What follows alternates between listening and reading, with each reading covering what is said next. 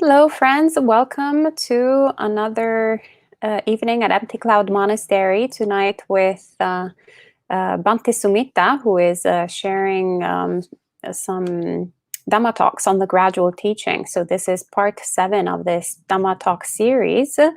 And I am publishing a link right now where you can find all the study materials from Bhante Sumitta's website, dhammausa.com. So without further ado, I'll pass it on to Bhante Sumitta.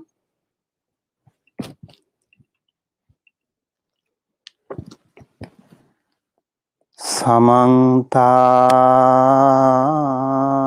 Chakravalesu Atra Gachantu Devata Sadhamang Munirajasa Sunantu Sagga Mokkhadan Dhamma Savana Kalo Ayang Bhadanta Dhamma Savana Kalo Ayang Bhadanta Dhamma Savana Kalo Ayang Bhadanta Namo Tassa Bhagavato Arahato Samma Sambuddhassa Namo Tassa Bhagavato Arahato Samma Sambuddhassa Namo Tassa Bhagavato Arahato Samma Sambuddhassa Tathagatena bhikkhave arahata samma sambuddhena varanaseyang esepatane mikadaye anuttarang dhamma chakkang pavatetang appativattiyang Samanena va brahmanena va devena va marena va brahmana va kenachiva lokasmin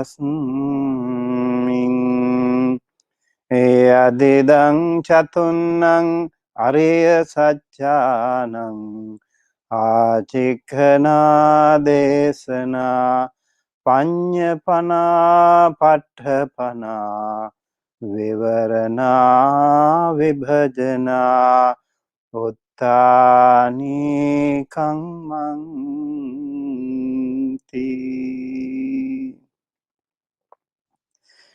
My utmost respect to the perfectly enlightened Samma Sambuddha and the noble doctrine of the Buddha, and the noble Mahasangha, the disciples of the Buddha. Good evening and good morning to all our Mahasangha members and also to the wonderful Dhamma friends around the world. Thank you again for joining us with our Dhamma talk series on anupubbiṁ kathaṁ, Gradual Teaching, under which we are going to discuss the number 7 topic. And so for those who have not yet gone through all of them, we recommend you watch the previous videos to help you get some idea as to what we have been discussing all these past 6 weeks. And today we will discuss about one of the most important teachings of the Buddha. That is the Buddhanang samukkansika Dhamma desana dukkhang samudayang nirodhang maggang. So this actually is a lesson, a teaching that is mainly confined to the enlightened ones. So that means by now you should be ready. Your mind should be ready. Your mind should be able to get what we are going to discuss later on. So at the beginning we started with Dana Kathaṁ, talk on generosity. Sila Kathaṁ, talk on morality. Sagga Kathaṁ, talk on heavens. And Kamanang Adinavang, Okarang Sankilesang, danger, degradation and defilement of sensual pleasures. And Nekkhamme Anisansang, benefits of renunciation. And Kalla Chittang, Mudu Chittang, Vinivarana Chittang, Udagga Chittang, Pasanna Chittang, ready mind, pliable mind, an open mind, uplifted mind, and confident mind. And under the seventh topic, we will discuss about the Buddhanam Samukkansika Dhamma Desana, doctrine of the enlightened one, suffering, cause of suffering, cessation of suffering, and path leading to the cessation of suffering.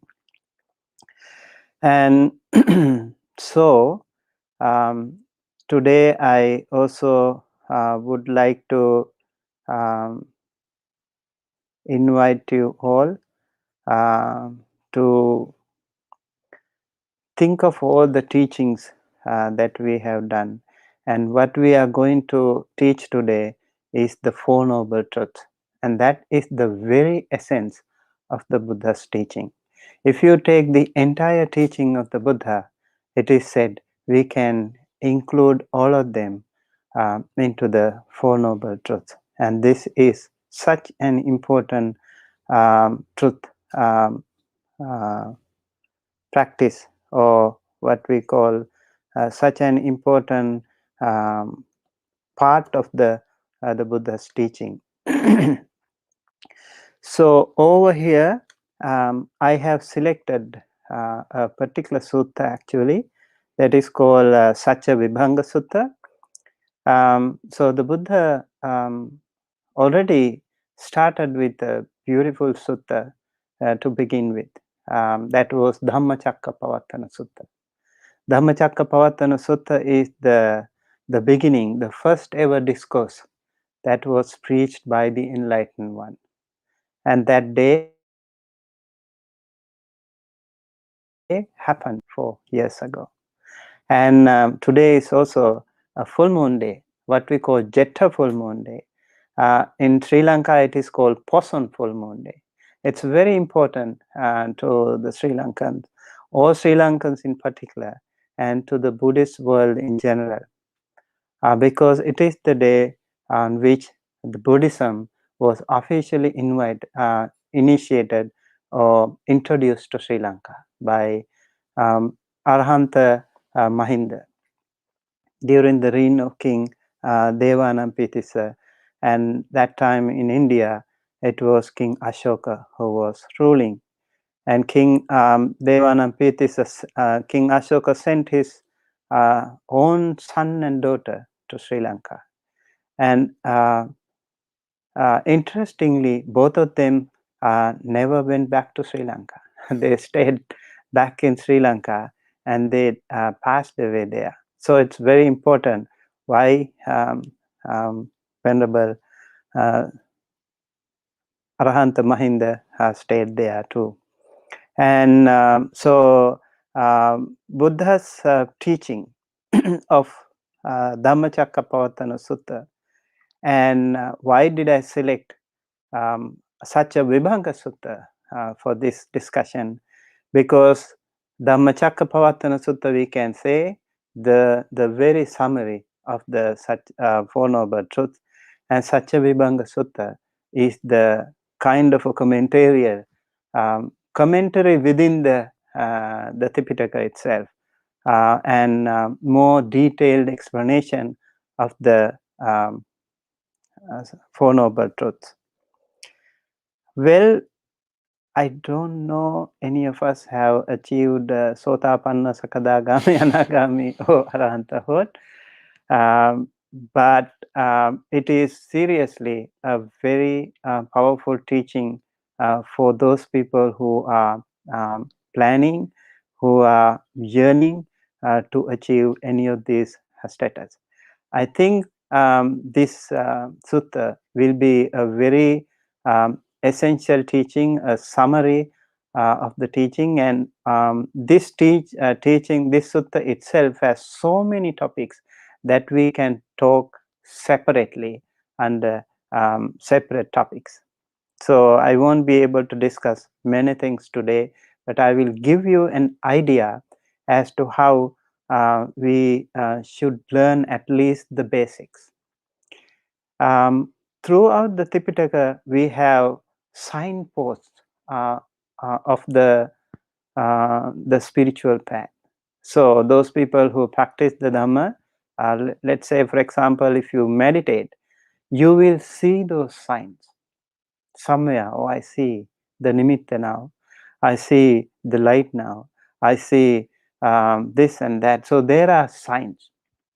And in between, you might even have a chance to get out of the track. Just like we are into the freeway, so many signposts are there. And also so many exit points and entry points are there. And you might have a chance to go exit, and then your journey, your destination will take more time to be reached. Therefore, it's very important that we read those signs and we follow those signs. That will be very, very important. So some of the signs will be learned today in this discussion. This sutta again is very important, because this sutta gives a beautiful summary or beautiful explanation of the Four Noble Truths. And Venerable Sariputta is the one who explains bulk of the sutta. And Buddha, before that, Buddha explains that he preached the Four Noble Truths, Dhammacakkappavattana Sutta, at Varanasi Migadaya, or Deer Park, after his enlightenment on a Vesak full moon day, on an Asala full moon day, Asala full moon day, he preached the Dhammacakkappavattana Sutta. And after having listened to this Dhamma talk, the first ever Arya Savaka appeared in this world. That was called Kondanya. And Kondanya became Anya Kondanya ever since, because he knew the Dhamma. He was the only one who achieved this very unique Arya Savaka stage. So Kondanya's achievement is by no means a very simple thing. It's a very, very special thing.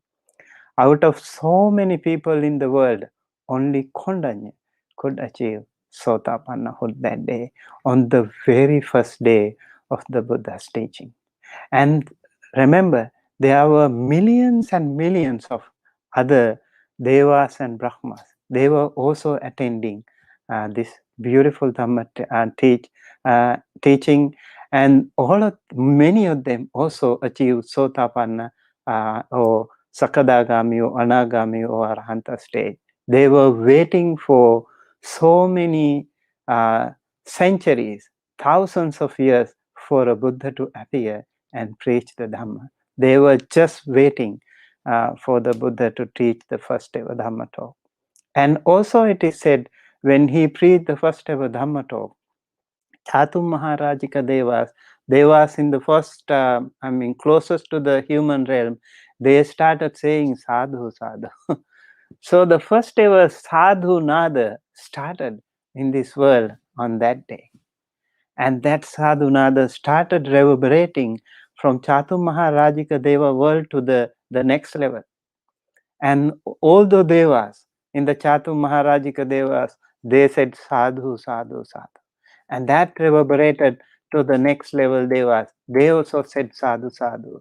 And then it went on and on to all the deva realms, 6 deva realms, and from there to the Brahma realms. And from all the way up to the Akhanita Brahma realm, they were all saying sadhu, sadhu, sadhu. That is that wonderful tradition we all follow even today. Whenever we hear a Dhamma talk, we say sadhu, sadhu, sadhu. So it's a very unique day for us to think of the power of the word, why we say sadhu, sadhu, sadhu. Okay, so the Buddha here, he says, the matchless wheel of Dhamma set in motion by the Tathagata, the consummate one, the supremely enlightened one, in the deer park at Isipatana near Varanasi, cannot be set in motion by a recluse or Brahmana or Deva or Mara or Brahma or by anyone in the world.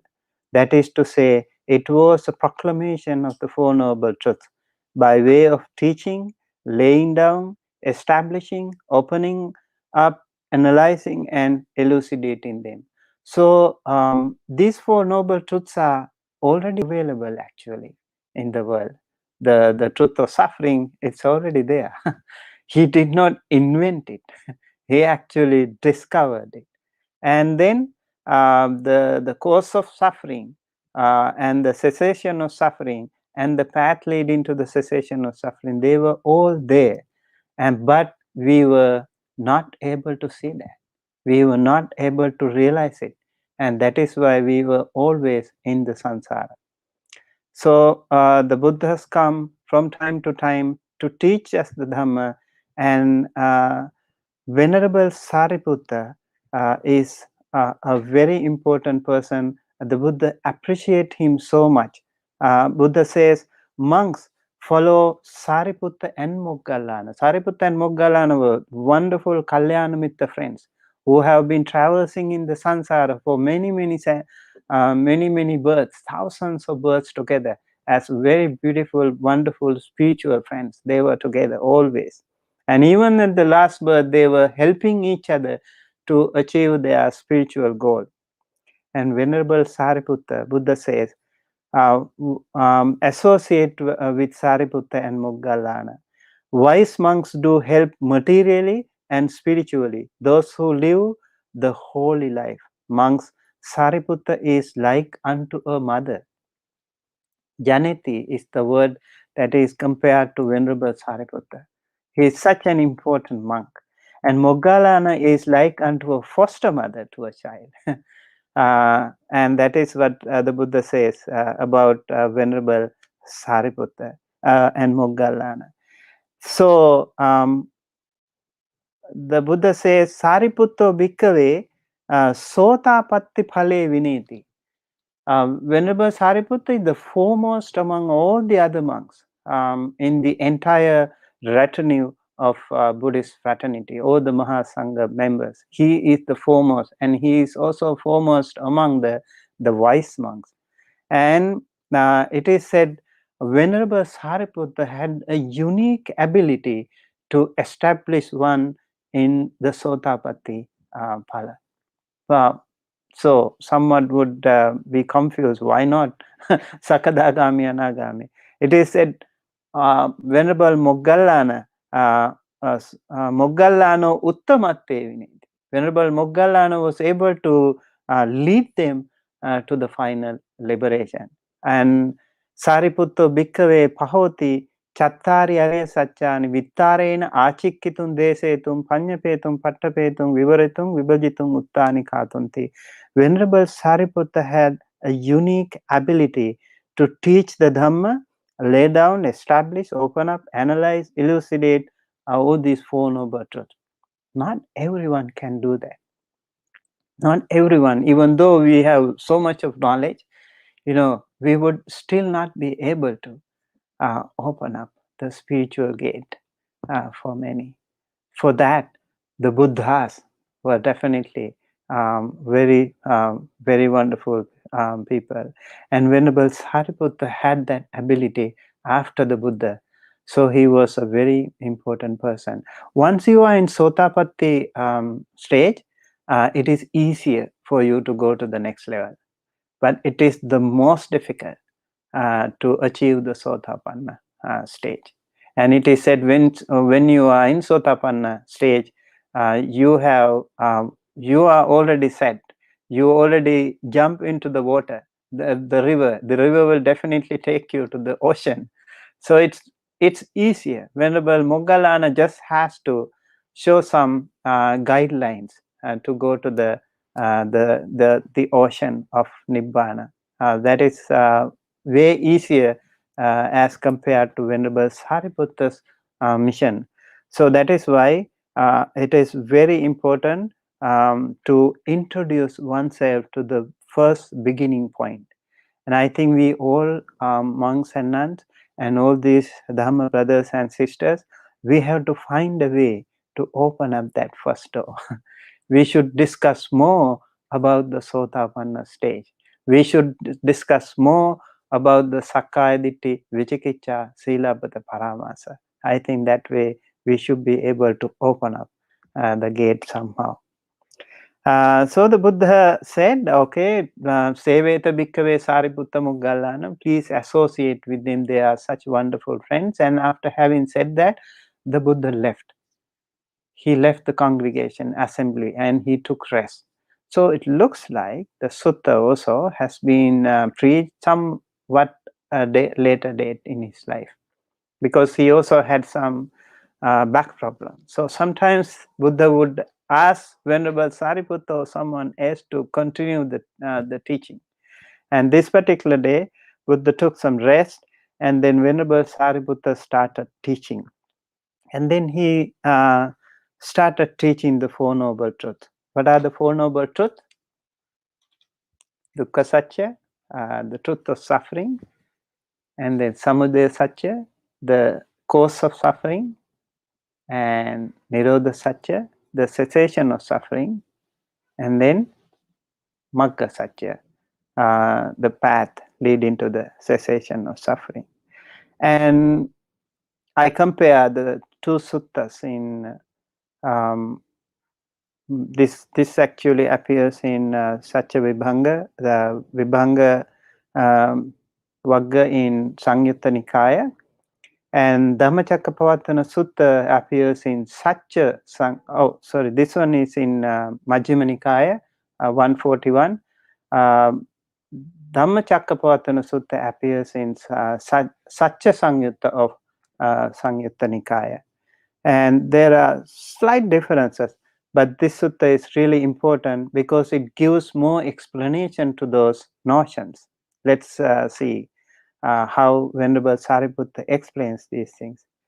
What, Your Reverence, is the noble truth of suffering? Katamacha dukkhang ariya satyang, jatipi dukkha, jarapi dukkha, maranampi dukkhang, soka parideva dukkha domanasu payasapi dukkha, yampichanna labhati tampi dukkhang, sankhitena panchupadana kanda dukkha. Little different from Dhammacakkappavattana Sutta. Dhammacakkappavattana Sutta actually says Jatipi dukkha, jarapi dukkha, vyadipi dukkho, maranampi dukkha. And also appiyehi sampayogo dukkho, piyehi vippayogo dukkho. That is not here, available here. That is something special. But I think this whole thing covers up very easily under these topics. So what is the truth of suffering? What is the suffering? Are you all suffering today? Right now, even by listening to this can be suffering. By sitting here can be suffering. By paying attention, even more suffering, you know. Yeah, it is more suffering and suffering and suffering. So the Buddha's Venerable Sariputta says, following the Buddha's teaching here, jatipi dukkha, the birth is suffering. Is the birth suffering actually? because when we see many parents, they feel very happy to see, their children or somebody. But inside the mother's womb, and this includes actually everything, including conception and living inside that water bag or whatever, and then also coming out, and also having all the sense organs. They are all part of the jati. The sutta explains that. I think it's very interesting. So it's suffering. It's suffering. So birth is suffering, and then aging is suffering too. Aging is not like when you are young, you really want to be younger and getting more prettier or more handsomer. You want to be better and smarter and all these things. But then when it comes to the aging, nobody wants to be like that. So aging is suffering too. You try to cover up the aging, but you can't do that. And then again, death is suffering. Nobody wants to die too. Even the animals, although they are for our eyes, they suffer so much, maybe in the animal realm, but they still enjoy it. Not necessarily they are suffering in according to them. And then grief, lamentation, bodily pain, mental pain, and despair, they are also suffering. So parts of the suffering, there are many items here. Not getting what one desires is definitely suffering, right? So even the monks, let's say, like, I want to become Sotapanna. It's not happening. So suffering. Keep trying, keep meditating. Still not happening. Jhana, where is the first jhana? Where is the Dibba Chakku? Suffering. So not getting what one desires is suffering. And so in brief, it is said the five aggregates, the Rupa, Vedana, Sanya, Sankhara, Vijnana, they are all suffering. So then Venerable Sariputta explains, Katama Chauso Jati. What is birth? It is the birth of beings in the various classes or planes of beings. The production, their conception, coming into existence, the appearance of the aggregates, acquiring of the sense bases, this is called birth. So as humans, when you are conceived into the mother's womb, and within a span of little less than 10 months, you will be grown into a human being. You will have all the sense organs, your brain, and all the other body parts. Many of the body parts will be there. And then again, coming out of the womb, that this is all part of the jati here. And katama chauso jara, ya tesang sattanan tamhi sattanikaye, jara jiranata khandichang palichang valitta chata ayuno sanghani indriyanam paripako ayang uchatauso jara. I was talking about the birth of the humans and birth of the other animals. Have you seen the birth of the elephant? When an elephant, baby elephant is born, the mother also has the water bag, and the she elephant then gives birth to the elephant. It's like 500 pounds already when it is born, the little one. And then some of the animals, like maybe deer or other zebra or some other animals, when they are born, they already can walk, right? If not, they can be easily killed by other predators. So also it is not so easy. That is also why it is suffering. And many animals, especially animals, some animals they are born to be killed, devoured by some other animals. Especially in that animal realm, it is even more difficult and more suffering than the humans. Even among humans, that can be suffering. For the mother, it is suffering. For the baby, it is suffering too. And so it is always also risking, always risking, and not so easy. And then comes the aging. So the decay is broken teeth, gray hair, wrinkled skin, dwindling of the lifespan, and wearing out of the sense organs. This is all part of the aging. We all have that. We all go through that, and that is not happy. Nobody likes it. So that is suffering. Even the animals, they have that. We do have that too. Kathaṁ chauso marana. What is marana? What is death? And then again, I think we Buddhists are very happy to talk about the death. Maybe not everyone. So what is death? It is the passing away. Chuti chavanata. Bhedo antara dhanang machu maranang kala kiriya khandanam bhedo kalevras nikkepo jivitindriyasa upachedo idang uchatauso marana. So marana is passing away of beings in various classes of beings. So not only humans, every sentient being passing away, the death, making end of life, the breaking of the up of the aggregates, laying down at the body. This is called death. It's again, it's a very difficult, and even though we grow old, the more we grow old, the more we want to live, and even at the cost of one eye. Maybe if someone says like, you have to, if you want to live more, you have to remove one eye, you would do this happily. If you have to live more, you have to maybe amputate your one leg, you would still do that because you want to live more. You don't want to die.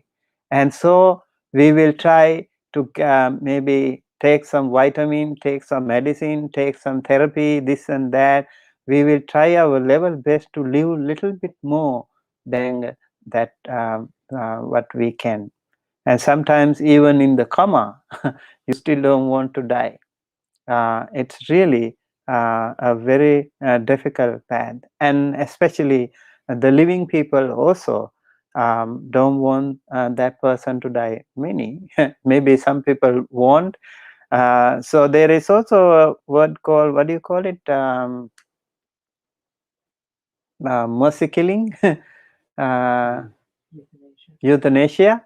Yeah, that's also happening sometimes when people don't want to see the suffering of the other beings.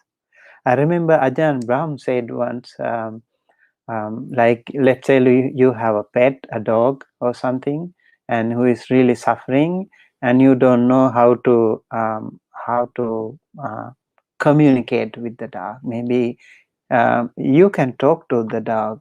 Are you really sure you want to go? So maybe the dog can, if you are very much connected to the dog as a pet, like a beloved family member, maybe the dog would look at you or say, I'm ready. Okay, so something like that, just without judging by yourself. Maybe you still have to communicate with the dog. We have to get the dog's permission also. You don't have the right to end their life like that too. I think this morning we were also discussing with some friends here. So some people, when someone is about to die, maybe like our grandparents or someone, we would like to hold on to them and maybe forcefully give some medicine or water. Actually, maybe that person doesn't really want. Maybe that person is really suffering, but you are trying to give more, maybe making that person's last moment more unpleasant. even more suffering. So suffering is the death.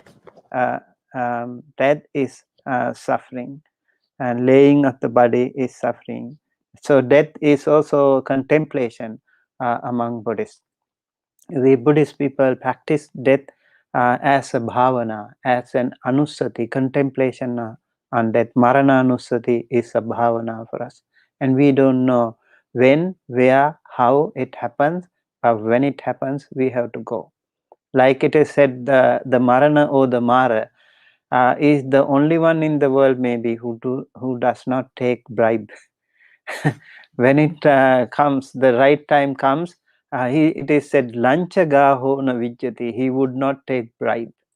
And there is a warfare, yuddhang atti, but no victory, jayo nati. Yuddhang atti, jayo nati is the very nature of our life. We will all be subject to death, no matter how powerful you are, maybe politically or economically or social status. All those things can be there. You might have so many fans, followers, millions of followers, and you might be very rich person. Doesn't really matter. When it comes to that, you will have to go. Yeah, that is the power of the Mara, the power of the death. So we don't know. Sometimes a very young, very little baby. I know there was one mother who gave birth to a baby. Within 48 hours, the baby died. That was the first baby of the mother. You can imagine the suffering of the parents and the child also. Maybe after so much suffering in the mother's womb, he came out only to die within hours.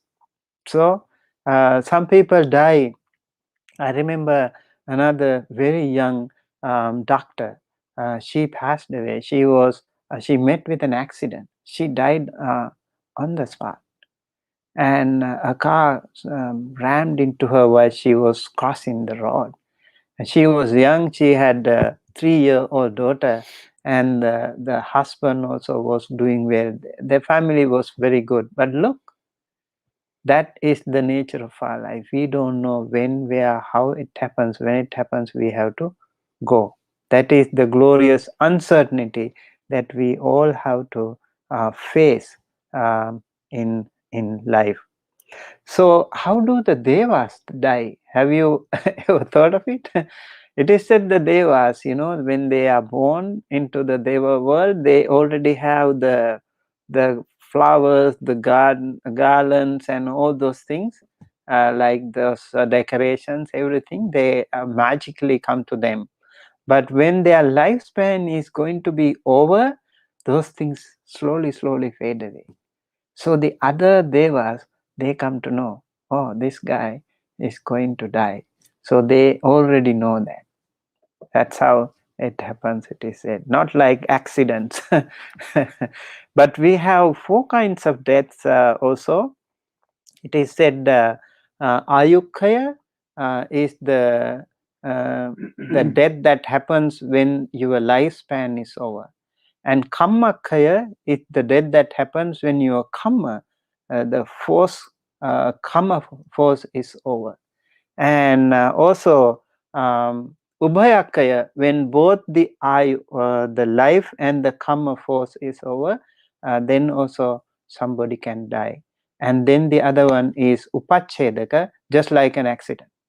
Suddenly you have the lifespan, you are still very young, you are still going well, suddenly you might die. A soldier maybe, a young person maybe, healthy person maybe.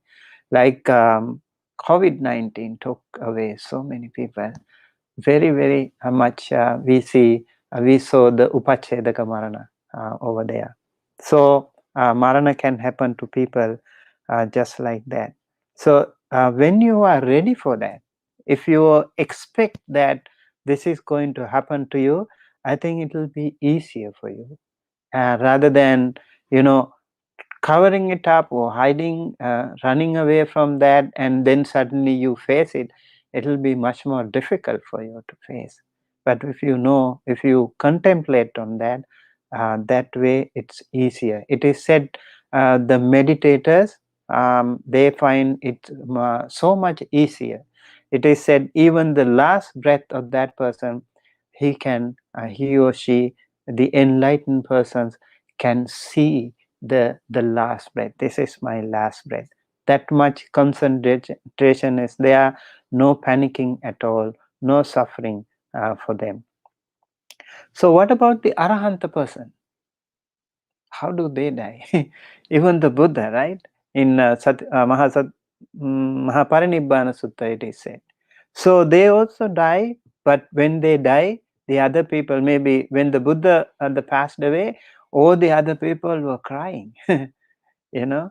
But Venerable Ananda was also crying. And so many other people, they were crying. But the other Arahanta people, Arahant monks and nuns, they did not cry because they know it. They know that much understanding is there with them, so it's not difficult for them. Let's say for us, even the monks and nuns, if our parents die, it's difficult for us. You know, maybe the teardrops would come to you very easily, and it's hard because we are still not into that realization, not into that understanding. So if someone is very close to you, it's difficult to actually face. The more you are attached to something or someone, the more suffering it becomes. That's why it is more harder. When someone you're not familiar with dies, you don't really mind. You know, maybe you say it's oh sorry or something, that's it. But if someone was connected to your life, it will be very hard. Even a pet, for that matter, it will be very hard to let it go. But that is the nature of suffering that we have. And in the next dukkha, it is a kathaṁ chaus or soko. What is soka or grief? It is the sorrow, it is the sorrowfulness, the state of being sorry, inward intense sorrow visited by some calamity or the other. So that is called sorrow or soka. Smitten by some kind of ill or other. This is called grief. So Anyataranya desanena samannagatassa anyataranya tarena dukkha dhammena puttassa soko sochana sochitabbang anto soko anto parisoko. Inside, deep inside, you have that sadness, that grief, and it comes out when it comes to the lamentation or parideva. What is parideva? So the lamentation is the crying, the wailing, the act of crying, the act of wailing, the state of crying, the state of wailing of one visited by some calamity or the other, smitten by some kind of ill or other. This is called lamentation. So soka and parideva, they are also connected to each other. One is having, first you, before crying, you have the soka, grief, and after crying, you like when it comes to crying, you kind of express your grief. That is called parideva or lamentation. And then we have something called domanassa. What is domanassa? This again is inside, internal. Cetasikang dukkang, cetasikang asadang, mano sampassajan dukkang vedaitang, dang uchatauso domanassa. So domanassa means misery or mental suffering, unpleasant, the painful and unpleasant feeling produced by mental contact. And then again, the other one is upayasa. Upayasa means despondency or despair, the state of despondency. So this really happens. Upayasa happens. It's also a kind of physical explanation. Like you feel so tired when you are mentally suffering. When you have domanassa, you feel physical tired. When you are having domanassa, it is the mental, inner, deep, inside suffering you have. But when it comes to despair or despondency or upayasa, it is the suffering or it is the tiredness, tediousness that you have because of the domanassa. And then kathamanchauso yampichanna labati tampi dukkhaṁ. So that means when you really want to wish something and you don't get it, this is called again dukkha. Though I just gave an example, but let's say like the sutta says, jati dhammaṁ auso sattanang evaṁ icchā uppajjati. So some people want to say ahovatama jati dhamma sam. Let's say a very poor mother who can afford to take care of the child. Okay. And then the child is suffering. Oh, I wish I was not born into this world. You know, maybe a child of a prostitute mother, you know, because he or she may be having so many difficulties living in the society. Maybe the other people would, you know, not respect that person. So it can happen. Some people even want to commit suicide due to some reason or the other. You know, and that way also you feel like, why was I born into this world? So that's again yampichanna labati tampi dukkha. And then some people think nakopanetang ichchaya pattabbam. So jara dhammana, same thing. Like 10 years ago, I was 10 years younger.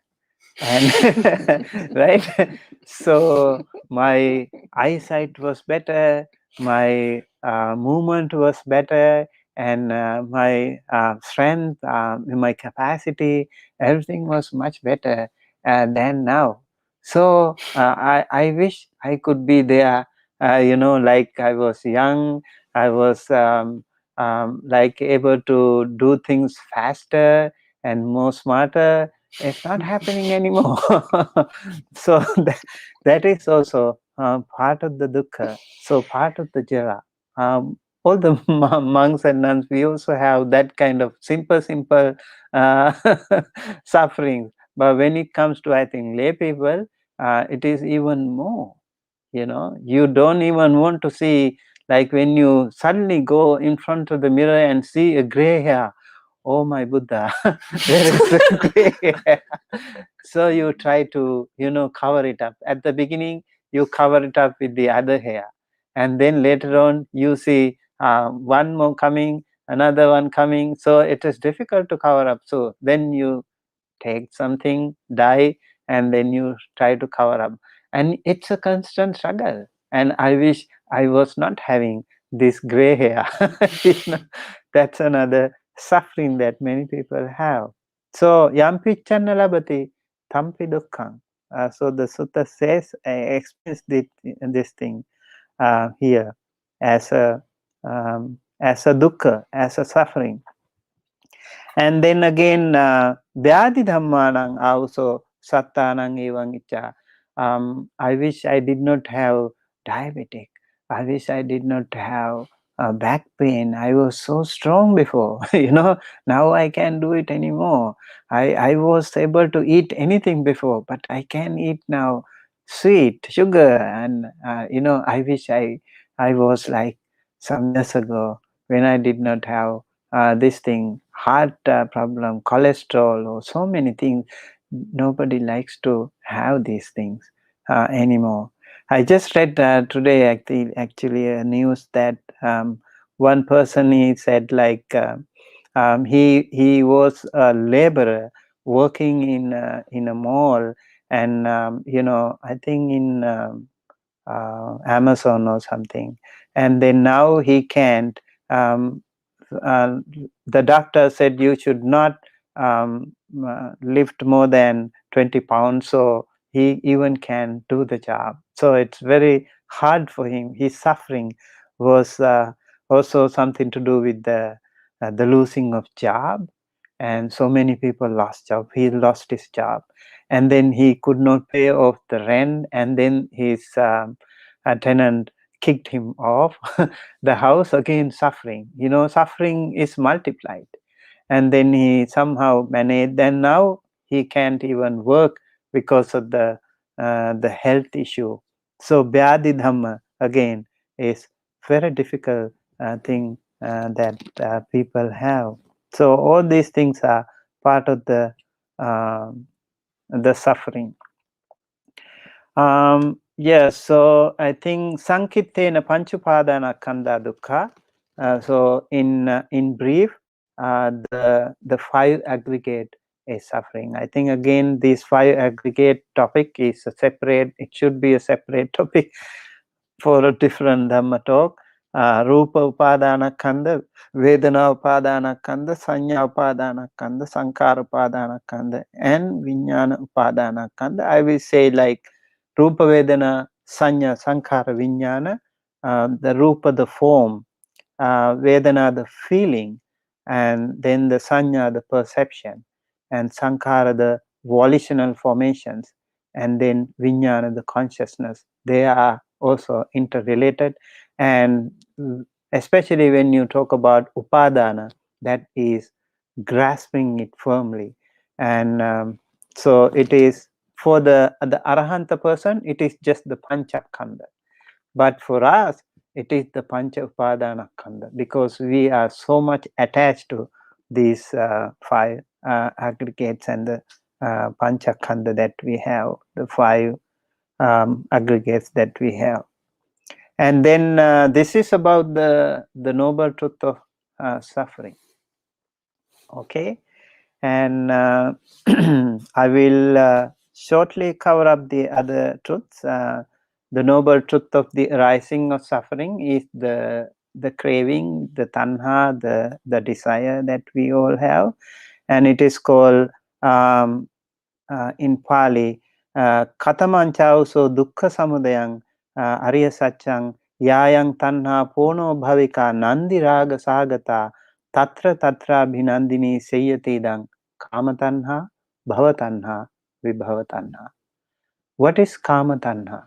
We are in the kama world, right? We have 11 kama worlds in the world. One is the human realm, and then the four apayas like Naraka world, and they are like the hell realm, and then Tirachana world is the animal realm, and then Peta world is the hungry ghost, and then Asura world. Some would call it demigod or even demons. So that is called Asura world. Naraka, Tirisam, Peta, Asura.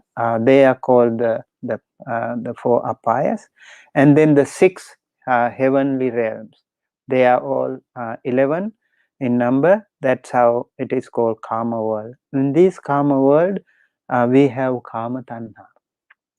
Like for me, I want to sit in like for when we feel like the temperature is little more warmer, I like to stay there in the air condition or maybe turn the fan on. I like it. I feel more comfortable and better. And so that is the Kama Tanha we have. And how does it become a Bhava Tanha? And I want to sustain that. I want to keep it more longer. If someone wants to like turn it off, I would say, no, leave it there. I still want to have it more. That is the Bhava Tanha. You want to have that existence little longer. That is part of the Bhava Tanha. And Vibhava Tanha is, I don't want it anymore, but still some people want to, turn it on. So maybe someone has coughing or maybe sneezing, and that person wants to turn it off. And I really, so that maybe that person wants it, and that is a kind of Vibhava Tanha. But if you don't want it, that is also a Tanha. And if you don't want it, that is Vibhavatana. If you want it, that is a Bhavatana. In the Brahma realm, it is said they have the the body. Some people have the body, that is the rupa bhava, and some people don't want the brahmas. When it comes to the formless states, they don't want it, so it is a vibhava tanha, right? So kama tanha and the bhava tanha and the vibhava tanha are two different realms, and again this should be another topic for another day. Of course, the next truth is about the nibbana, the cessation of suffering. These are the three roots that we have. We want it, we don't want it, and we desire for things, and it is part of the tanha that we have. And then again, the path leading to the cessation of the tanha or the desire is what we call the nibbana. Nibbana or nirvana means the complete absence of all forms of desire. So that is nibbana. That stage itself is the nibbana, and so it's also explained in many ways. Always in negative terms we have, like absence or negation, and all these things, like nibbana, the absence of tanha or craving.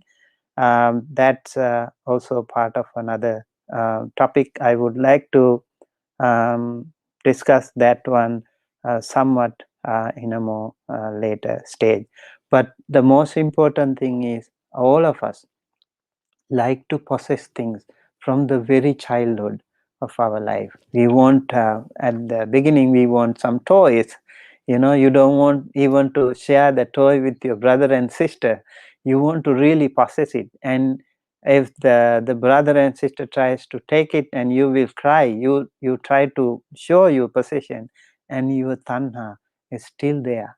And then you will also get attached to other things, and you keep possessing things, accumulating things.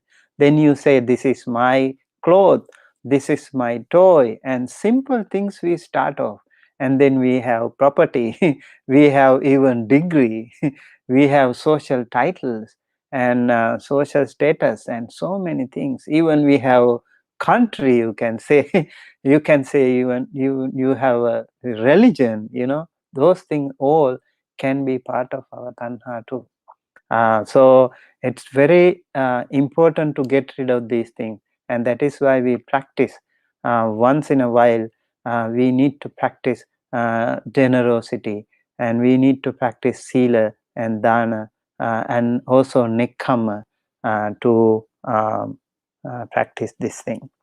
And the last one is the Noble Eightfold Path, and that is Samma Ditti, Samma Sankappa, Samma Vacha, Samma Kammanta, Samma Ajiva, Samma Vayama, Samma Sati, and Samma Samadhi. Do we have time?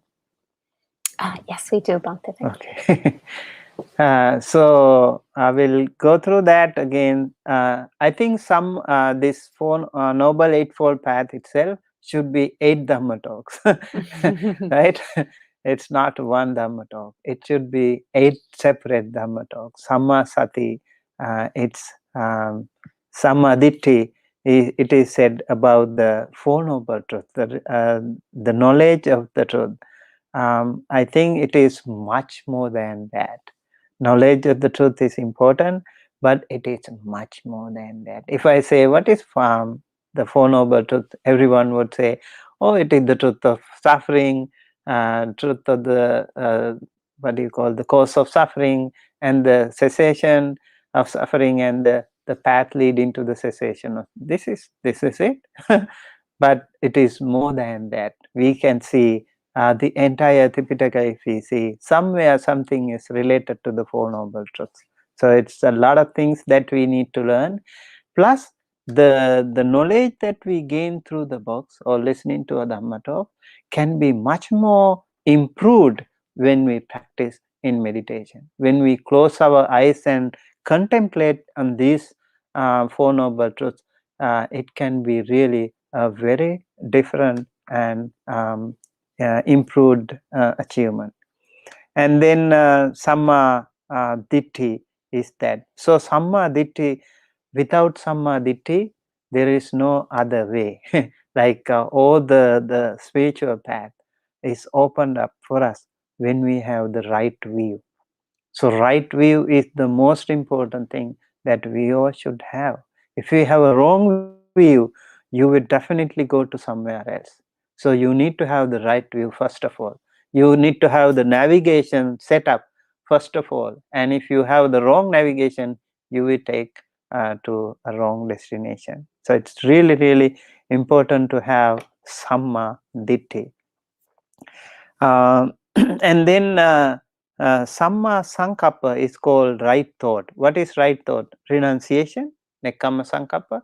Avyapada Sankappa is thought of goodwill, and Avihimsa Sankappa is thought of not harming. I think all of us, if all Buddhist people, they need to learn the Noble Eightfold Path very seriously, in detail, and also try to practice them one by one. And but they are not necessarily there is any particular order, although they try to call it, categorize like Sila, Samadhi, Panya.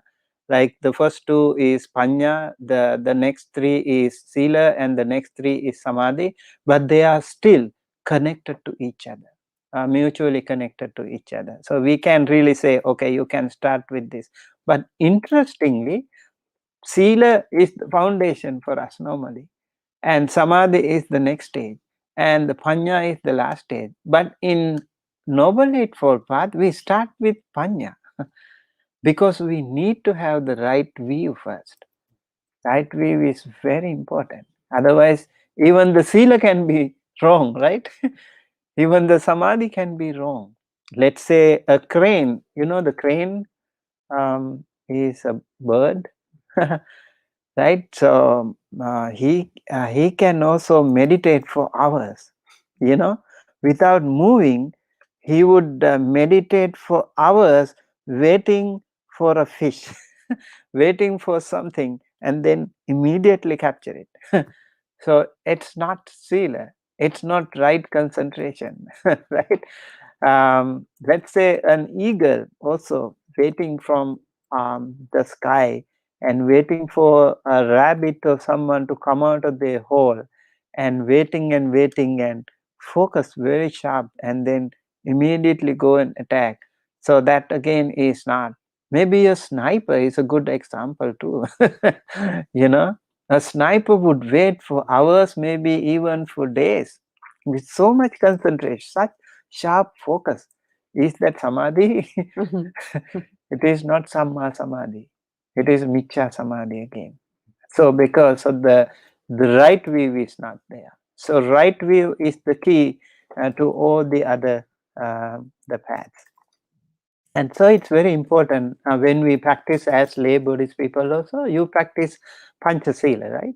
So when you practice Panchasila, the first three precepts actually cover up the Samma, what do you call, Samma Ditti, Samma Sankappa. So Nekkhamma Sankappa is like renunciation. You have to learn how to let it go. You have to learn how to let things go. Even little things, you have to start with them, and later even maybe many more things you should be able to let go. That is practice of renunciation. When you practice the Sila, 8 precepts and all, this is part of the that Nekkhamma practice. And when you sit on the floor, also you are trying to let things go. You let your ego go. You are very simple and humble. You practice Sila. You also live with very simple food, very simple lifestyle. This is letting go, practicing Nekkhamma Sankappa to a great extent. And thought of goodwill, thought of not harming, also very important. And they are also part of Samma Sankappa. And then Samma vacha, 4 verbal disciplines that we need: musavada veramani, pisuna vacha veramani, parusa vacha veramani, and sampappalapa veramani. What is musavada veramani means? That is the abstention from forced speech, and never to tell a lie is not so easy for many people. And they would always, especially when you are engaged in so many things in the society, you speak a lot, then you will speak. If you categorize your day words, maybe number of words that you speak in a normal regular day, I know in this temple maybe just a few words, very few words. So there is hardly any chance for you to break this sila. But if you go out to the society where you have to speak a lot, and then let's say you speak 10,000 words a day, and then how many lies can be there? Musavada, you can categorize them. And Pisunavacha, how many words are there under this? You want to abstention from tail bearing, try to break apart some beautiful relationships. You feel jealous of some good friendship with someone, trying to break them apart. So this also is called Pisunavacha. Parusavacha is even sugar-coated language you can use to hurt other people. It's very, very, very dangerous thing. It's really, really difficult to get rid of this Parusavacha. And you can hurt other people using harsh words or abusive speech in so many different ways. Parusavacha. And then Sampappalapa, abstention from idle chatter and gossip. And I think it's a really difficult thing again. We normally, humans like to speak, like to talk, like to share the gossip. And that in Buddhism we have 32 talks that we should avoid. In the temple especially, Raja Katha, the politics. Chora Katha, about those robbers and all. And though very, very fascinating stories though. But you should avoid these things because it arouses hatred, greed, and ill will, and also ignorance. So that is why we should be very careful about these 32 stories. Maybe talks. One day I will discuss about these stories later on. And talking about this, one very simple way is to practice noble silence. When you practice noble silence, you don't say a word. It's so easy. You can practice Samma Vacha, right? Samma Vacha. Very interestingly, there is a Pali word called Muni. Muni means noble silence. Muni also means silent. So Sakyamuni Buddha is a silent person. He likes to be silent mostly. Only when he opens up, he would talk about the Dhamma. All the wonderful things he would say. And that is only when he opens up his mouth, only to share the Dhamma. And for the other people, it is very difficult. So Muni means the person who practices silence, noble silence.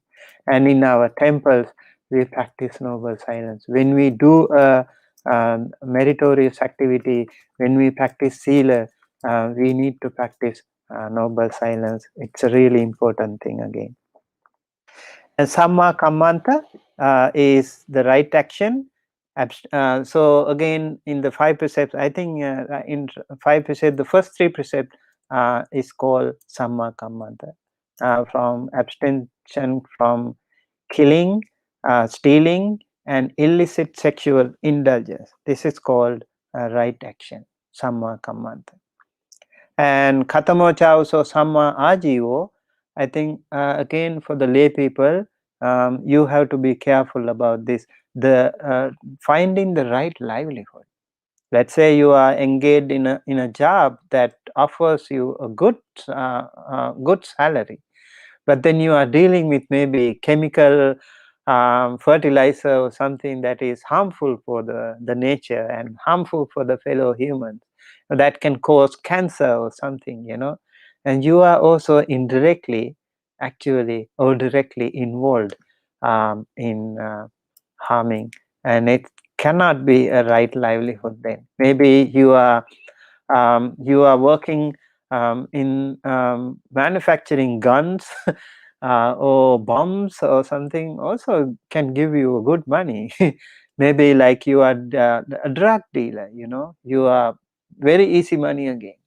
If you can sell 1 kilo of drug, that will give you so much money that a normal regular job cannot give you in a year, maybe, right? So easy money. But then again, it will harm so many other young men and women. We know how many people are suffering because of drinks and drugs that cause intoxication and heedlessness. So there are 5 jobs actually. It is called Satta Vanijja, Sattha Vanijja, Visa Vanijja, Majja Vanijja, and Mansa Vanijja. Sattha Vanijja is animal husbandry. In Buddhism, it is not advised. And then Sattha Vanijja is weapon business. Again, it can be very harmful to many people. And then Majja Vanijja is what do you call alcohol business. Again, it is not recommended in Buddhism. And then Visa Vanijja is poison, just like fertilizer, chemical fertilizer. Visa Vanijja, poison is also harmful to the humans, animals, and also to the nature. So it is not again advised. And then the other one is human trafficking. Mansa Vanijja, and so they are all part of the Miccha Ajiva. So think of it, when you go for a job, when you apply for a job, also when you go for your higher studies, think of an area where you can actually avoid such nasty things in your life. You can think of a field of study where you can do something good for the society and for yourself. And when you apply for a job, also think of something that you can be of some meaningful lifestyle, have some good service to the humanity. I think that way you can practice good Samma Ajiva. And right effort, there are 4. What we call Samma Padhana Virya. Ida uso bhikkhu anupannan va papakanang akusalanang dhammanang anupadaya chandan janeti vayamati viryang arabhati chittam pagganhati padahati chandan. Yes, that means especially when it comes to a practitioner, a monk or someone, puts forth will, strives, stirs up energy, strengthens his mind, exerts himself to prevent the arising of evil, of unwholesome thoughts that have not yet arisen. So some of we still have so many defilements that have not come to us. So make sure those unarisen evil thoughts are not allowed in your mind. You need to make some effort for that. If you don't do that, those things will easily establish in yourself. That is why we practice meditation.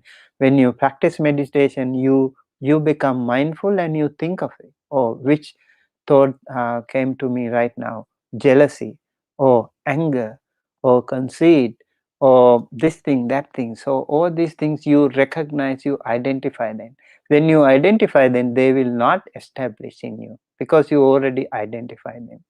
And if you don't, some of those thoughts, evil thoughts that come to you and can establish within you.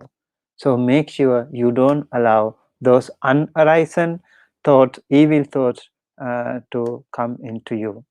And Then banish the evil, unwholesome thoughts that have already arisen. Be humble and also simple, and be ready to accept, I have some evil thoughts in me. Only if you are ready to accept it, you have the opportunity to get rid of it. And if you try to justify it, always try to say, oh, this is a good thing, the anger is a good thing. And so sometimes you have to practice anger, you have to be sometimes cruel to people. You have to use some harsh words. These can be also maybe in disguise some of those evil thoughts. Be careful not to allow them to, you have to banish them. You have to make some effort. I'm not going to use these things anymore. Okay, make some effort. And puts forth will to develop wholesome thoughts that have not yet arisen. Then again, when we meet so many wonderful monks and nuns and all these wonderful practitioners, you see them, you observe them, and you can see some of them are very sweet, very nice, very kind, very generous. All these things we can see, right? We can observe in other practitioners and other people, and you don't have it. So be humble to accept it. I don't have that. I'm not like that. Then we should try to make some effort to instill those wonderful positive thoughts in us. This is the third step here. And then the other one, to bring the maturity development and to complete the wholesome thoughts that have arisen. Then you also have to make sure, I am a very kind person. I'm a very generous person. I'm not a jealous person. I'm really open, flexible person. All this may be very wonderful, good qualities you have. Don't let them lose. Make an effort to how to improve your all these positive thoughts in you. Every day you try to improve more and more. Maybe you are practicing dana. Okay, next time you practice more dana. And also, like, you start with a very simple thing. Maybe you need to practice little more, and sila also. All the wonderful practices that you have, all the wonderful qualities that you have, if you make some extra effort to improve those wonderful qualities, that is what we call the fourth step here. And that way we will have samma vayama. And next one is samma sati. I think mindfulness is just a huge word here, a big kind of trend here now.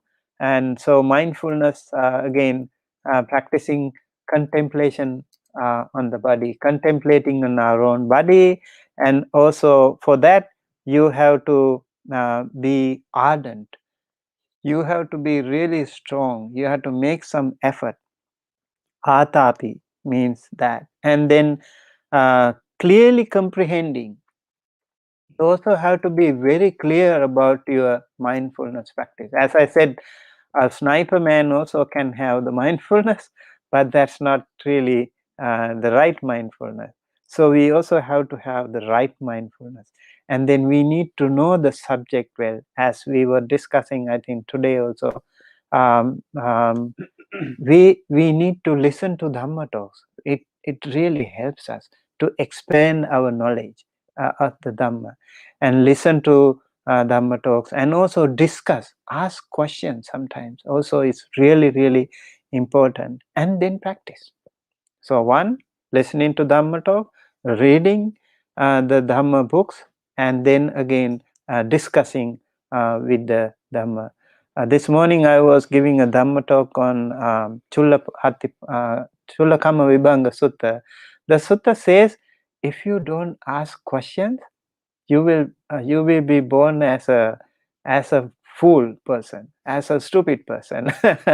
The one who asks questions about the Dhamma, whenever you meet a monk or someone who is senior to you, from whom you can ask questions, you keep asking the questions, and that way you will open up your Dhamma. Also, later you have the opportunity to become a wiser person. So the sutta says that. So don't be quiet. If you have a question, ask the other people, other monks and nuns. They are very good, knowledgeable people. That will be very helpful. So ardent, clearly comprehending and mindful, having overcome covetousness and dejection. So abhijja domanassa means abhijja is covetousness. Also maybe strong desire, desire for other people's possessions. That also is part of abhijja. It's a very strong mental defilement that one can have. So you have to overcome that. And then domanassa, again, the mental dejection that you have to get rid of that too. And when you are ready, when you are physically and mentally ready, then you can go ahead and practice kaya anupassana, a contemplation on the body, vedana anupassana, contemplation on your feelings. Very important. Not only the body, but also the feelings. You recognize, you contemplate. That will be very helpful. And then chittanupassana, also your emotions, your thoughts, recognize them, identify them, and work on them. And very important.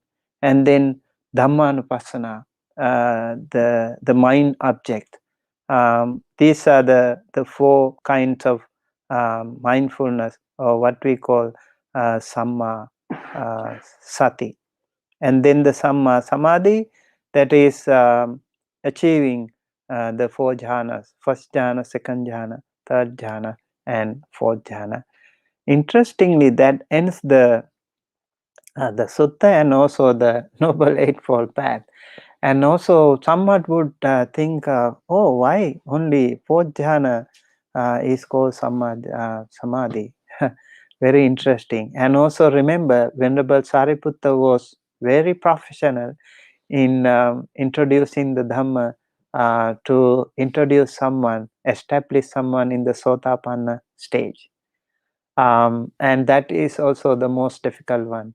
So when you practice jhanas, you always have the chance, along with this other noble factors, noble eightfold path factors, you have the opportunity to achieve the Sotapanna, Sakadagami, Anagami, and Arahanta stages.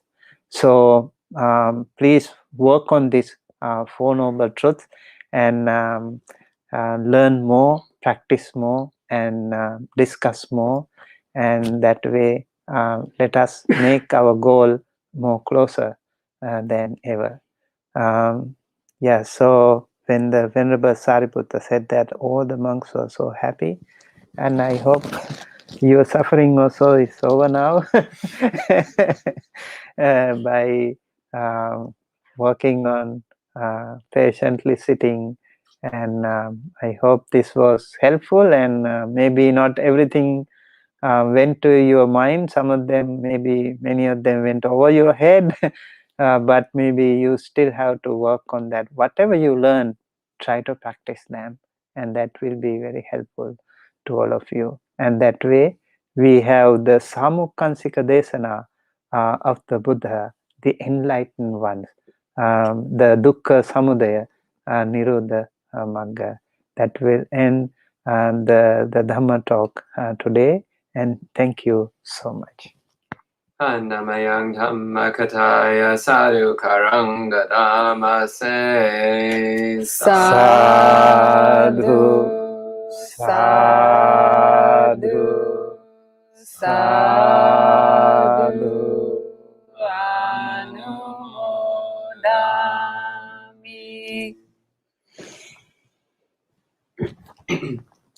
Thank you so much, Bhante Sumitta, for this talk. And we have a few friends that, actually quite a lot of friends, who are saying many approving remarks. Lots of sadhus. And Dulani asks, Bhante, how would you develop samadhi? Yes. When you develop samadhi, you can also think whether it comes under the purview of Four Noble Truths. If your view is, whenever you can see your view is leading to which way, you should be able to recognize it. And in the sutta, it says like knowing about the Four Noble Truths is Sammaditthi. And beyond that, I think we also need to know that Sammaditthi should, whichever view, perspective you have, it should not lead us back to the samsara, but it leads to the nibbana. So you also can think of it, whichever view you have, whether it is leading you to nibbana or to the samsara. I think it's the decider. This is the determining factor that one can determine yourself whether you are in samadhi or micchaditthi. Sometimes even the Buddhist people, they might not necessarily have the samadhi. I would say maybe like they think they are, maybe they think, okay, I have samadhi, I'm a Buddhist, I know, but maybe you still have, still you have to work on that. Thank you, Bhante. And if I can ask a question, can you explain the difference between harsh and direct speech, so parusaya, because the Buddha, for example, in the sutta sometimes can use some really strong speech, like saying, for example, "You foolish man," or can be very strong words. He's not always like butterflies and and light. And clearly the Buddha does not use harsh speech. So can you perhaps... Yeah, I think that is again, Buddha was such a wonderful teacher. He's supposed to be one of the qualities of the Buddha, like Sattha Deva Manussanam. He is the teacher of devas and humans. And why he was using sometimes strong words, but never with some strong negative ulterior motives. Always had the compassion, always had the loving kindness, always had the good intention to take that person out of the... Sometimes if you really... that's why like sugar-coated language can also be very beautiful, like apparently, but not necessarily, leading you to any good. Sometimes you need to use words like that. Mogha Purisa Buddha used, you are a foolish person, he would say that. But he knew when he uses that person will be able to open his heart. So in order to do that, only he used such words. But how do we know if we use it, whether we would be able to open up the others? Then it is also, we have to be a little more careful about using that. Also with your good heart, with your good intention, you might be able to use some words little bit stronger, but always make sure it should never be overcome with unwholesome thoughts. Thank you, Bhante. So in essence, the emphasis would be on the intention. Yes, intention is very, very important in Buddhism. Anupubbiṁ Dhamma. Mind is the forerunner of all states. Mind is chief, mind made are they. Right? So if one speaks or acts or thinks with the wrong mind, that will be a bad karma. And with the right mind, it can be a good karma. Thank you, Bhante. Do people have questions in the live audience? Otherwise, I have another question. You have another question? Yes. Okay. In Sammasankappa, is there a difference between avihimsa and ahimsa? So avihimsa is in the text, but is there a difference between avihimsa and ahimsa? No, it is same. The same? Yeah. Hinsa is the word, like violence. Ahimsa or avihimsa is the opposite. Okay. Yeah. So in the Nekkhamma Sankappa, you have avihimsa Sankappa and avyapada Sankappa, right?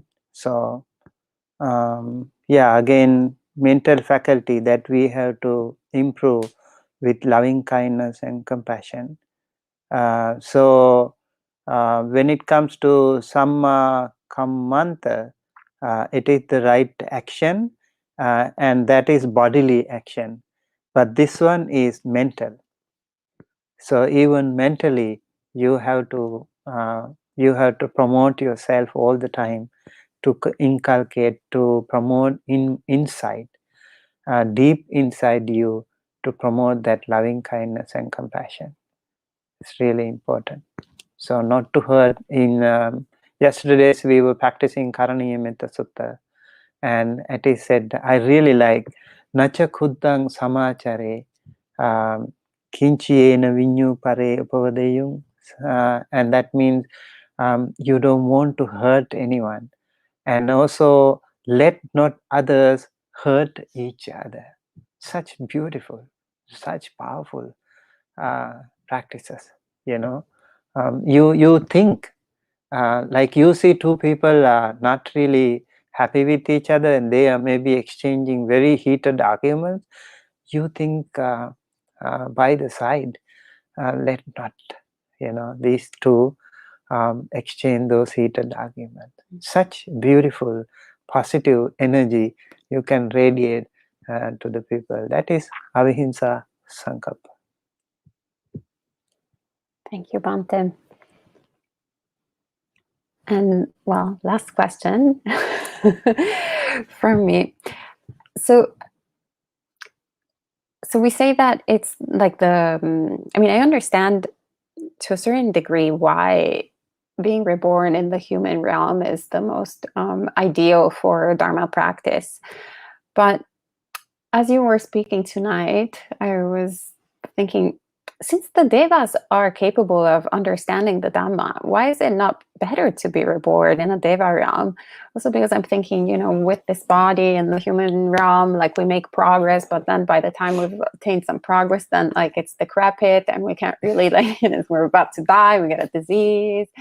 Instead, it just seems like in the deva realm we would have, well, first of all, we wouldn't have to deal sometimes with a body altogether, and if we do have to deal with a body, it's definitely a much better, more functional than this one and lasts longer.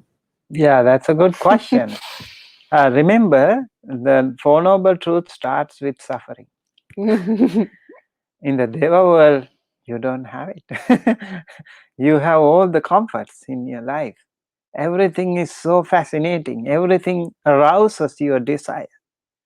It is very hard to focus on your meditation there. But only there are some already born Sotapanna Sakadagami good devas definitely can be there. You can have some good, wonderful deva friends. Yes, but many, many more, not necessarily so. They can be very angry. They can be disastrous. They can be very jealous too. All these things can be there. They have done some very simple good karma maybe. They became devas, not necessarily real good people. They can be very angry sometimes, and they can be disastrous. So not necessarily good. And only human beings can achieve supreme enlightened Buddhahood and Pacheka Buddhahood. Devas, Brahmas cannot. So humans have always a chance. We always have a very privileged life. We can see the suffering in the world. We can see the root cause of suffering in the world. And we can also, see the cessation of suffering and the path leading to the cessation of suffering. We have more opportunities to practice Noble Eightfold Path than Devas and Brahmas. Yeah. Thank you, Bhante. So maybe if one is a Sotapanna, then it's great to be in the Deva realm. Yeah, I mean, if you are a Sotapanna, it doesn't really matter. That's true. I think you should come more here, and maybe, you can help more people too. I really feel like when I'm in the human realm, we have more opportunity to help other people. Like, you don't run away from suffering people, miserable people. You go there, live among them, with them, maybe lead them, show them also the path. Otherwise, we all good people run away. Who will help them? Who will help? Who will be the, wonderful saints like, what was her name? Who went to India from Mother Italy? Teresa. Mother Teresa. Imagine, Mother Teresa was such a wonderful saint who went to India from Europe, such a good, flourishing family background. She went and stayed with people who are suffering from leprosy. Leprosy. Yeah. See, they are like practicing bodhisattvas, right? So that's also part of our practice in our paramitas. The Buddha was among the monkeys, among the elephants, among the other animals too, right? And he was leading from the front, doing the good thing, showing them the right path. And he was also born in many other human categories, and then he was also doing so wonderful job helping other people also. If you are always in the clouds and away from the earth, I think you will not, maybe certain things you don't even recognize. And why was the Buddha born in India? Also is a good thing. Why was not he born in America or Europe? Why was he born in India? Very easy to realize the truth, the suffering. The truth of suffering is so much there. If you go even today to Buddha Gaya, see how people are suffering. It's so much miserable, suffering people, very poor people. You can't even imagine how suffering these people are. It's really painful to see even. So they can easily see that. So if you are among them and you are stronger within, this is all what we need. Not to run away. If you are in the jungles, it's easier. If you are in the monastery also, it's easier. But if you go to the mainstream society, there can be so many bad elements. Difficult, but I think we should be stronger by practicing and go to them and help. Thank you, Bhante. And Dulani asks, if you are born in the Deva world in this life, is it possible for one to be born back in the human world in their next life? Yes, I think that is pretty much possible. Yeah, the devas can be born in the human realm. It has happened many times. Yeah. And Gita asks, Bhante, if someone is yelling at someone else, should you try to stop the argument or just walk away, not getting both? How can one help skillfully? Is this on topic? Yes, I think Gita, you are also asking a good question. When you hear someone yelling and maybe each other, so what is your intention? Do you enjoy it? Oh, they are. Oh, this is a good entertainment for you. Maybe some people would think, oh, some people are very happy about when other people fight. Maybe you take a camera or go live or you record and you kind of very happy about that, and then post it in YouTube or Facebook. That what you are supposed to do, or you really want to try your best if you can, in your capacity to calm them down. And even if that doesn't happen, it might lead to maybe one more life-threatening situation for you. Even in your heart, think of it. Very seriously practice your meditation and apply that theory into practice. May they be well, happy, healthy. may they calm down. Even that is your contribution. Maybe nobody even doesn't know about that, how you do that, your contribution. You never know the power of the metta. It can affect them. They might be able to calm down. If you are a powerful, stronger practitioner of metta, you still can do that, influence that. Buddha did that. Other people also did that. So you can do that. When the other people are fighting each other, don't ever enjoy that.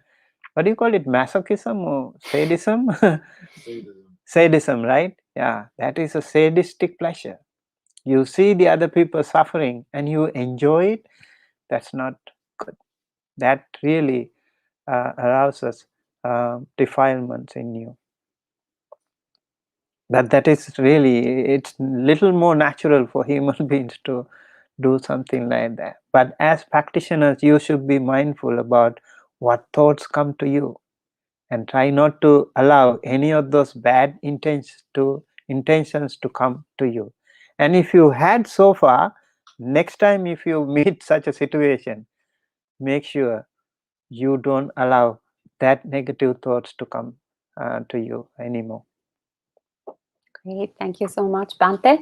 And Nancy, your question is slightly off topic, but you can ask it tomorrow at Monk Chat, where there will be a panel of monastics, including Bhante Sumitta, hopefully, and you can ask him that question. All right, so this is the end of the evening tonight. Thank you so much for joining us. We will have the last session of these series of teachings with Bhante Sumitta tomorrow morning at 8 a.m. New York City time. And then, as mentioned, in the evening, Monk Chat. If you're around the monastery this weekend, on Sunday, we'll have a volunteer day, so you can have the opportunity to make lots of meritorious good deeds and help out with different chores. So yeah, feel free to join us. And actually on Saturday afternoon, Bhante Sumitta will be leading a walk in the nature reserve close to the monastery. So you can check all the details on our website or send us an email. All right, and I'll pass it on to Bhante Sumitta for the sharing of merits, and if I can give a special dedication also to Nokyung, please. To Nokyung. Nokyung? Yes.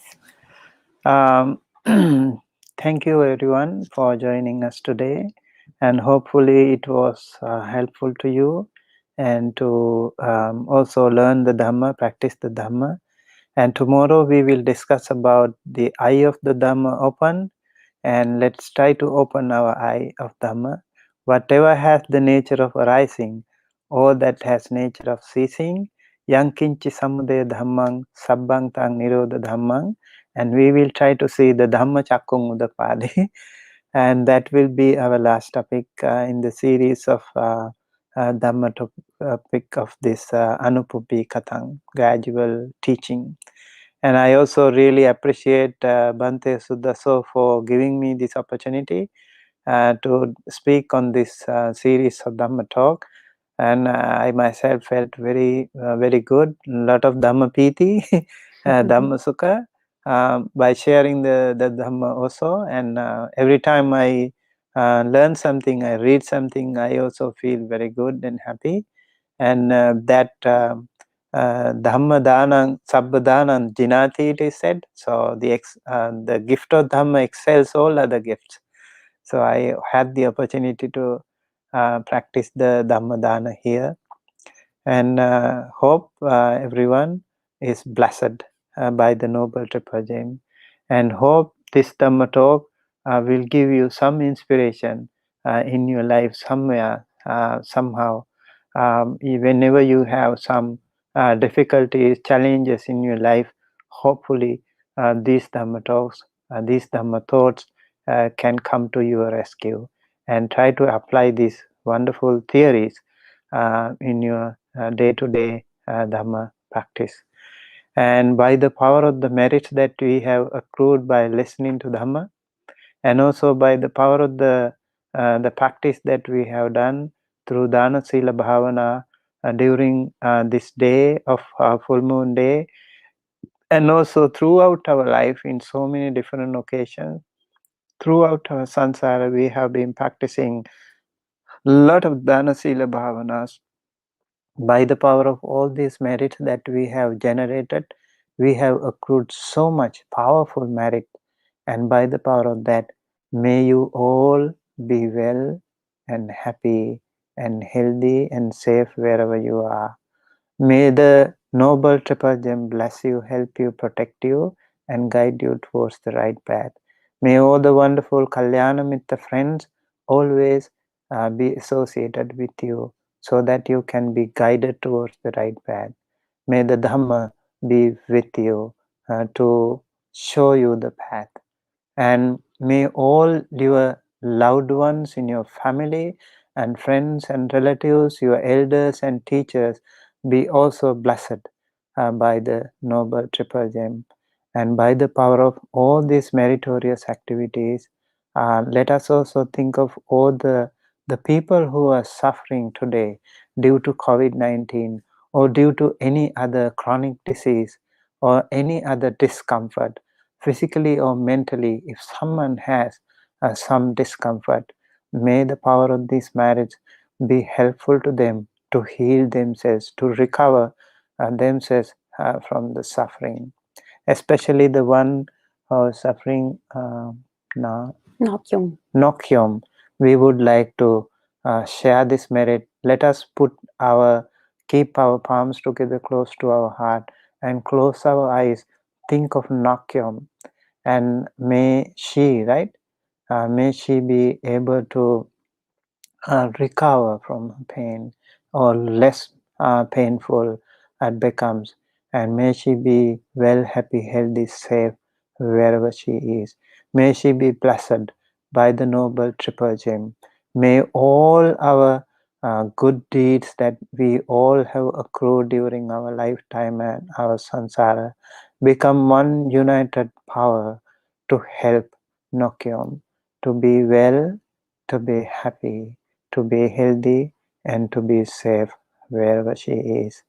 May all the other people in your family, your grandparents or your parents or ailing, whosoever, relatives, friends, whosoever, may they all be blessed by the noble triple gem. May all the departed ones of all of you, please think of your departed ones, your grandparents, your ancestors, all the other departed relatives, friends, whosoever, if they are ready to receive this merit, share this merit. May they all be well, happy, healthy, safe wherever they are. May they attain the absolute peace and happiness. Thinking thus, let us keep our palms together close to our heart and say 3 times, Sadhu, Sadhu, Sadhu. Let us also share the merits with all the devas and other sentient beings. May they all receive this merit and be well, happy, healthy, safe wherever they are.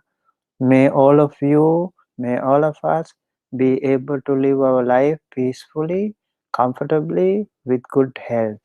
And may all of us be able to achieve the absolute peace and happiness, the supreme bliss of Nibbana at the end of our samsara.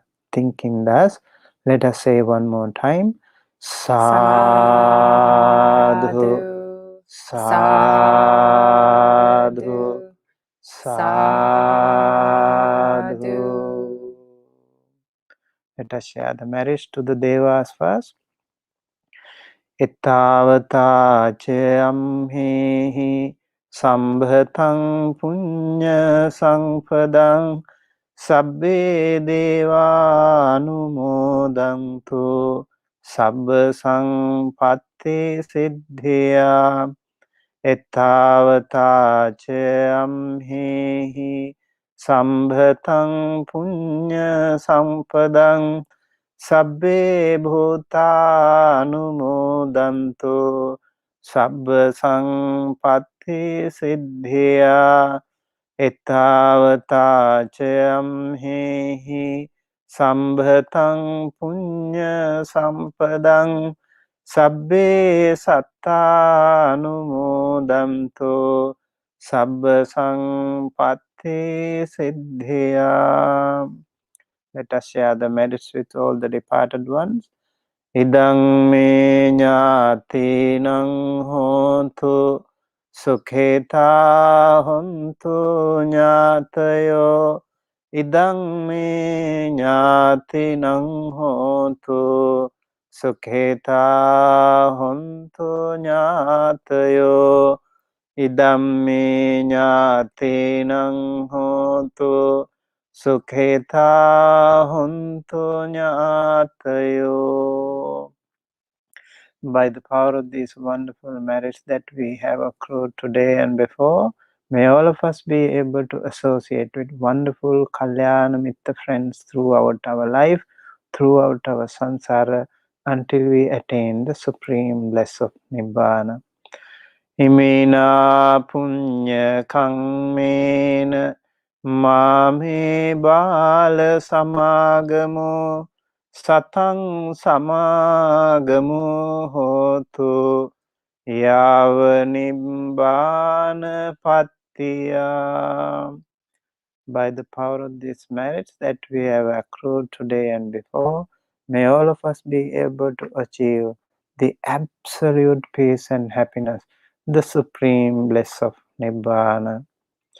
Idang me puññaṃ āsavakkayāvaham hotu sabba dukkha pamuncatu sabba bhaya pamuncatu sabba roga pamuncatu. Sadhu, sadhu, sadhu.